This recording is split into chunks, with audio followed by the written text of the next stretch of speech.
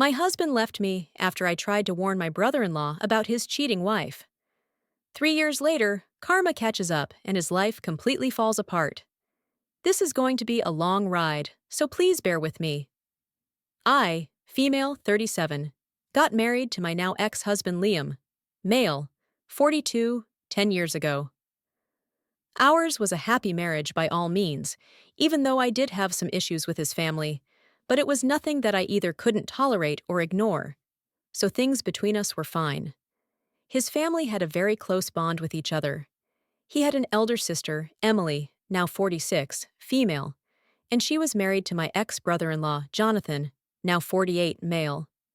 Emily and Jonathan had 2 kids, and Emily was a stay-at-home mom. The kids were the apple of Liam's eye, and he simply doted on them. They were good kids, and I liked them a lot too, and between Liam and me, I was the fun aunt, so it was all cool. Around 5 years ago, Liam and I fell into a bit of a financial slump. I took a break from my job to focus on my mental health. My former workplace was extremely toxic, with no boundaries and no timings. I was supposed to be at their beck and call all the time, and my managers and bosses were as unsupportive as could be. I was in a horrible place mentally at that point in time, and decided to take a break from work. I discussed all of this with Liam, and he was the one who told me to go for it and supported me through the decision. Our finances have always been separate for personal expenses. We have a joint account for groceries, home stuff, date nights, etc. Basically everything that we do together. This joint account is proportionate to our incomes. Since he made more than me, his contribution to the joint account in actuals was more, even though we were contributing the same percentage of our income to the joint account. I had carefully looked at my finances and only then decided that I was in a comfortable space to take this hiatus, and I had never asked or even suggested that Liam pay my share or anything of that sort. Actually, he was the one who had proposed that idea, and I had shot it down immediately. I did not want to disturb the setup that we had, and I knew that I had enough savings to cover my share until I decided to get back into the workforce. Liam, too, had a well-paying job in a multinational firm, and there was no need for us to have faced the financial issues that we ended up facing. 3 months into my being out of work, Liam started behaving weirdly. He would snap at me if I told him to get takeout. He would snap if I bought something new. Some of the money that I was spending was from the joint account, but never for my personal expenses. If I didn't want to cook on a particular day and suggested that we go out, he would either give lame excuses or straight up start being mean. After a few tries, I backed off. However, even when I spent my personal savings that he had no say over, he would start acting strange. It was very unlike him, because in all the years that I had been married to him, I had never seen him try to control or give opinions on how I should be spending my money. So, I pulled him up and asked what was wrong. He tried to brush it off at first, but then told me that he had gambled away almost all of our savings and we had close to nothing left. He was the one who controlled our finances, and I trusted him with mine too. I never paid attention to my account because I trusted him with the money, and this had never happened before. This is exactly why I initially thought that he was joking, but when I saw the seriousness in his eyes, I was shocked to my core. I wanted to leave him at that very instant because he had gambled away my life's worth of money, and this break was supposed to be for me. Now suddenly, I had this specter looming over my head of getting our affairs back in order. When I looked at our finances, it was much worse than what he had made it out to be. We were literally bankrupt and our house was on the verge of getting repossessed. I frantically started applying to places and got him into therapy. Luckily enough, I had a job offer in the next 3 days, and the perks were amazing, so I knew I could slowly get us out of this and recreate our wealth. I was still mad at him for betraying my trust like that, but there was so much going on and so much to do that I did not even have the time to be angry at him. During this time, I repeatedly kept asking him to talk to Jonathan for help. He's filthy rich, but Liam kept saying no. I didn't know what his stupid deal was, but I knew that I was not going to screw myself over because he couldn't ask his own brother-in-law for help. I ended up calling Jonathan and explaining the situation to him, and he helped us out immediately.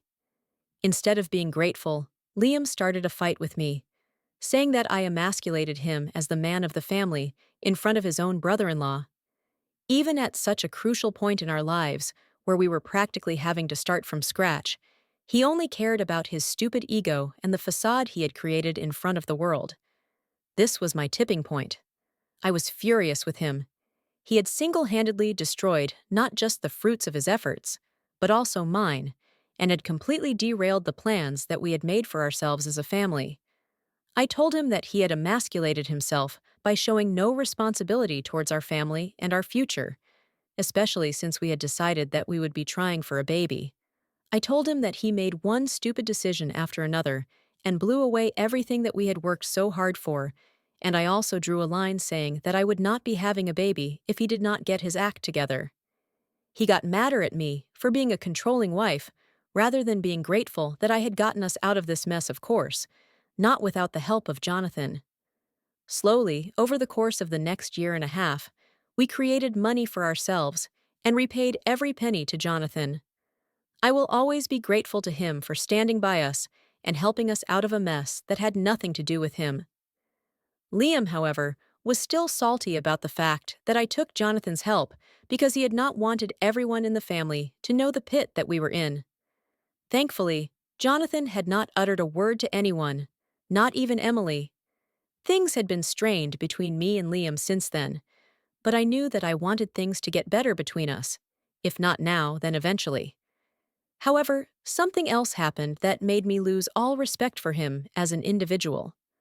Once we were back on our feet, things got a little better. However, during family get-togethers, I could sense a strain between Emily and Jonathan.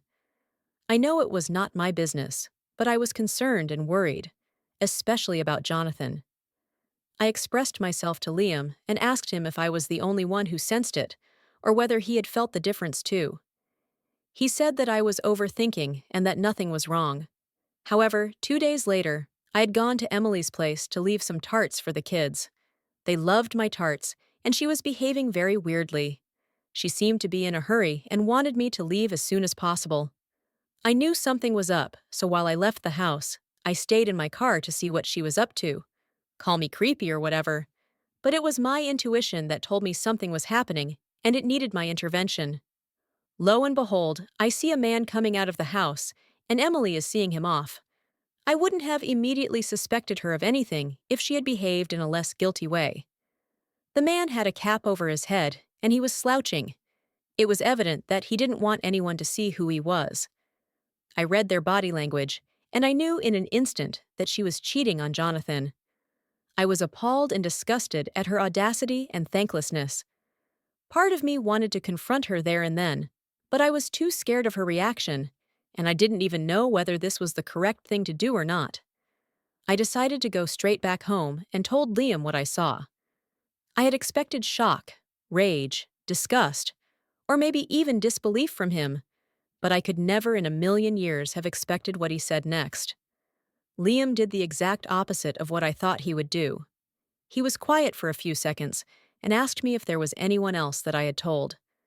I told him no, and he heaved a sigh of relief. He said I needed to keep it under wraps and never tell anyone what I saw. To say that I was shocked would be an understatement. I told him that he had lost his mind if he thought that I would keep mum and let Jonathan suffer in a marriage with a cheating wife. He said that we did not know if they were cheating and that they could have an open marriage for all we know. I told him that both he and I knew Jonathan enough to know that he would never agree to such an arrangement. However, I told him that, even if he had, we had to make sure that she was not cheating on him, and that meant that we had to talk to him. I was adamant that we would talk to John first, and only then talk to Emily, because I knew even if Emily was up to something shady, she would come up with something on the fly and save herself. He kept resisting and trying to come up with new and innovative reasons as to why we shouldn't tell John. He said that I had no need to be involved in someone's personal drama. Then he said that it shouldn't be my concern, that neither of us knew what was happening in their relationship. To be honest, I found myself relenting a couple of times and contemplating talking to Emily first. My rational mind knew that what was happening was wrong and that I needed to step in to save the man who had saved my family.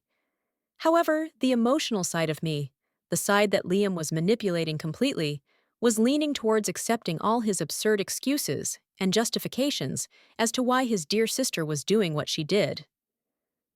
This internal battle raged within me for a long time when I finally decided that I could not deal with this anymore and that I had to do the right thing, even if it came at a cost. But before I told Jonathan, I wanted to let Liam know that I would be spilling the beans. To say that he went batshit crazy is an understatement.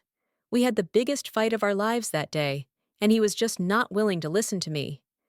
This fight was even worse than the ones we had during his entire gambling episode. He kept on saying that I had no right to interfere in his sister's life and ruin it. I told him that his stance on cheating and his fierce defense of his sister were alarming and were making me wonder what his reaction would be if I cheated. He said he would not have wanted someone else to come and tell him about his own wife, but I was having none of it. I had a nagging feeling that maybe, just maybe, the fact that he was defending Emily's infidelity so much was him trying to rationalize his own cheating. I had a suspicion solely based on his reaction that he was cheating. I had no proof, no reason other than this to even have a morsel of doubt, but that seed was planted. I drove over to Jonathan's house, and I wanted to have a confrontation with Emily present, but unfortunately, she wasn't there. I told everything to him, and he broke down crying in front of me. He said that he had been having doubts regarding her infidelity, but he had no proof and nothing to say, because he could not just accuse her based on his instinct. I told him that I had nothing substantial either. I had just seen her in a very flustered state, and right after that, a few minutes later, a man had left the house. I told him that, logically speaking, it could have been a worker, a friend, or anyone else, but my gut said something very different. He thanked me for telling him, and that was it. For the next few weeks, there was no news of what was up. Liam and I were in a sort of cold war, but I don't think he had told Emily that I had discovered the affair or had told Jonathan. However, Jonathan dropped the bomb one day and said that Emily and he were going for a divorce. This came as a shock to my ex-mother-in-law and ex-father-in-law because nobody had anticipated that this would happen. They had always been the couple that was very much in love and lived a picture-perfect life, at least in the eyes of others. This is why it came as a shock to everyone, other than me, of course. Emily was sullen and looked like she had been crying, and Jonathan stayed a true gentleman and never divulged to anyone why he had decided to leave her, just that there was nothing that could be done to salvage the relationship anymore. A few days after this, Emily came to my house and was screaming at me at the top of her lungs. I knew then that Liam had told her that I was the one who had told John. She cursed me and said things that I cannot repeat to anyone, even in private. I kept my cool through it all and told her that she had brought this upon herself and that blaming me would not change things. She was the one who had chosen to cheat, and therefore she was the one who had to face the consequences of her actions. Liam and I had stopped talking completely by then. Living in the same house as him was a mental strain that I had to put myself through every single day. Gradually, Emily and Liam started influencing other members of the family against me. Emily stopped her kids from meeting me. Liam told his mother that I was the one who had fed John lies regarding poor Emily, which is why they were separating. I was turned into the villain overnight, and everyone was so busy antagonizing me that they did not realize who the actual problem was. I had finally had enough one day, and I snapped. Liam and I had been having trouble since his gambling came to light, and with this drama happening, I knew that I wanted to divorce him and that nothing that he could ever do would make me respect him again. I could not picture myself living with a gambler and somebody who could defend cheating. He was behaving like a guilty man, and to be honest, I had a lurking fear that he was cheating on me too. But by then, I had mentally checked out of the marriage, and thus, even if he was having an affair, it wouldn't really have bothered me. This further cemented my decision to go for a divorce. I called all of the family together and told them the real reason why Emily and Jonathan were having a divorce. I told them that I had seen her with a stranger, and I had confided in Liam, who was willing to defend his sister to the bone. Nothing that I said was making him see sense, And when I told Jonathan about the affair, the brother-sister duo started maligning me publicly. I also told them that they had treated me horribly during this entire ordeal and that I was done taking this treatment from them. To my surprise, even my ex-mother-in-law and ex-father-in-law started defending their children. This was when I understood without a shadow of a doubt that this family was completely bonkers, and I was completely right in choosing to walk away from this toxic family for the sake of my mental health. When I publicly announced that I would also be going for a divorce, there was pin-drop silence in the house. Liam looked like somebody had struck a lamp on his head. His eyes were as big as balls, and I cannot describe the satisfaction that I felt in seeing him like that. I also told him that since he had such a close-knit family, he needed to move out of my house within 2 weeks because I was dead set on going through with this. His tone made a complete backflip, and he kept on apologizing and saying that we could work through this. In all honesty, we could, but I didn't want to. He tried to turn over a new leaf. He tried to organize date nights and book spa appointments, as if my problem was a lack of attention. He did not understand the gravity of the situation. I had to sit him down and tell him that I was leaving him because I did not like who he was as a man. It was not something that he could change in me, and my decision to leave him was final. He had a hard time accepting it, but eventually he had to. He moved out of the house eventually, and our divorce was finalized pretty soon, around the same time that Jonathan and Emily got divorced. Within a few months, I sold my house and moved states for a better job opportunity. I made the move to my current state and job 3 years ago. I have since then not been in touch with anyone from the family. Jonathan and I do talk to each other once in a while, but nothing more. 2 days ago, I got a text from a random number. It was Liam. He was crying hysterically on the phone, saying that he made the biggest mistake of his life by letting me go, and that he should have fought harder to keep me and trusted my instincts every step of the way. I was not really in the mood for his regret, so I asked him what was up. Apparently, he recently got married to Emily's friend, and he was happy, but since last week, both Emily and his new wife have been missing. At first, he thought something had happened to them, and he went to the police, but the police got back in touch with him, saying that both of them were safe and had asked him not to try and contact them. Basically, his new wife and sister had emptied his bank account and run away together. I'm hoping for his sake that it is only for a vacation and that they will be back, because he is thoroughly screwed if it is something else entirely. He was bawling on the phone like a toddler, and I wanted to laugh in his face rather than comfort him. Call me mean, but it is what it is. He got this upon himself, and he can now go and lie in the grave that he dug. I told him that I was sorry for what was happening, but couldn't really understand why he was involving me in his personal drama. He went silent for a while, and I knew I had delivered the dig that I wanted, and he said he wanted my help in trying to track down where they were. He also needed my input on how to improve his finances, since I was the one who had gotten him out of the mess the last time. I told him to eat dirt, and that I was not helping him out. I told him that I had nothing more to do with him, and anything he faced was his problem and his alone, and then I disconnected the call. I hate to admit this, but I am delighted that he is finally facing consequences for ruining my life. I am glad I divorced him and in no way want him back, but he made me work so hard to replenish our wealth and then showed me his true colors and his stand on cheating. That was what had hurt me the most. Had I known he would turn out to be someone like this, I would have walked out of the marriage the minute he told me about the gambling. But I stayed, I slogged, and I did it only for him. All of this amounts to nothing. This is what pissed me off the most, and I am glad that his actions and habits are finally catching up to him, and that Emily betrayed him out of all the people in the world. Update 1. One small update. I did some snooping because this is fresh tea, and why not? I found out that Emily and Liam's wife, who is only 21 years old by the way, have booked a trip to Europe and are spending lavishly. They are updating their social media frequently, which makes me a little suspicious because that is public information and therefore easily accessible.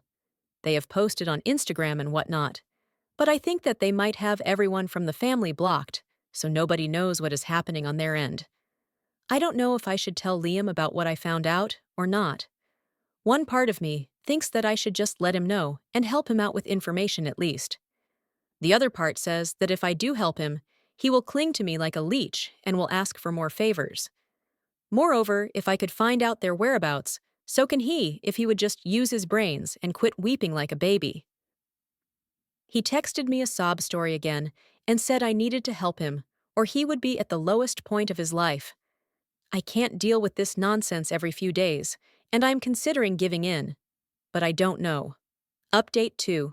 It has been some time since I last updated. A new drama has stirred up. I did end up telling him what I had found, and he thanked me and started asking for more favors. But I told him that this was where I draw the line, and that I would not be entertaining any more of his pleas or even calls. He sounded offended by this, but he bit his tongue and didn't argue with me.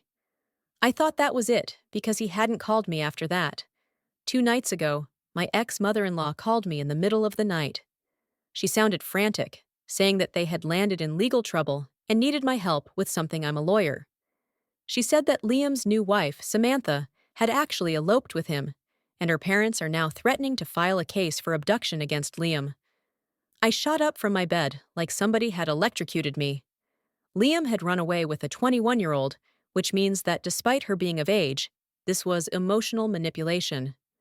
I felt pookish and disgusted. I could not believe I had been married to a predatory man like him.